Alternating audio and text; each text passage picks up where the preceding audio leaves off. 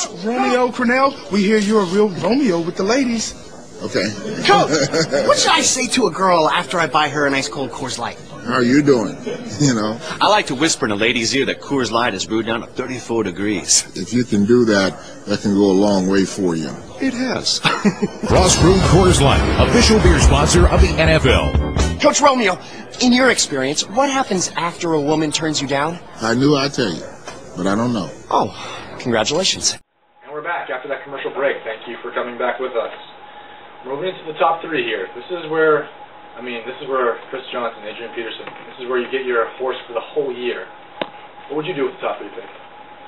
Top three pick, I'd probably try to go for, you want to go for a running back in the situation, some guy you know who's going to be durable, carry a team through the whole season. I don't know if you want to stay away from guys who are known to be injury prone, but, you know, it's all a gamble. Everything's a gamble, especially in football. So, without further ado, the top three. Here's Commissioner Hill. With the third pick in the 2010 Fantasy Football Draft,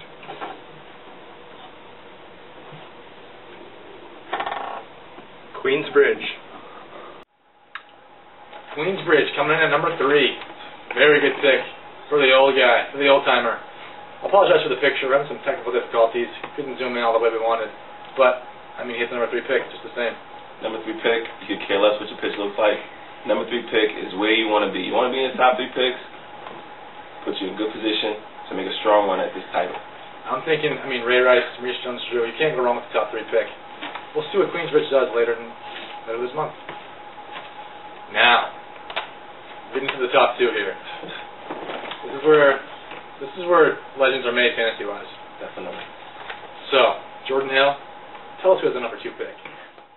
The second pick of the 2010 Fantasy Football Draft.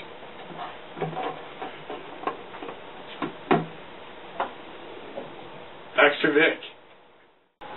A rookie coming in with the number 2 pick. What can you say, man? Beginner's luck, right? Beginner's luck, you know. No greater way to start off the season by being a rookie and having the option for the number 2 pick in the fantasy draft. Number 2 pick, I have a smile like that on my face, too. Number 2 pick, whoever the first person doesn't take, Chris Johnson, Adrian Peterson, who should go with? It's a lateral move. I think the first or second pick, you're both going to have guys that are going to be great guys for the whole season, pending injuries, of course. But, either way, first, second pick, great position to win this thing. And the moment we've all been waiting for, the number 1 pick, just a process of elimination. Wonder who it's going to be. Jordan? With the first pick in this year's Fantasy Football Draft, Brady for life. Congratulations to Brady for life for the top pick in the 2010 draft. Adrian Peterson, Chris Johnson, Ray Rice, Maurice Jones-Drew. Possibilities are endless. This whole paper is just meaningless. You can have whatever he wants. First play of the draft, you're first in line at the buffet, you have a smorgasbord of players to choose from. Choose wisely, you can't go wrong. Can't go wrong. And actually, via the Subway Fresh Steak Hotline, we have Brady for life in studio on phone right now for you. Brady for life. First off, man, how does it feel? It feels good. Anytime you can get a number 1 pick in a draft like this, it's big for the franchise. It's big for the, for the whole team. So, getting the first pick, it can really jumpstart this season, but by no means does it guarantee you, a spot in the championship or the title itself. Brady for life, how you doing, man? Mike right here. Congratulations. Any leads to who you be taking first?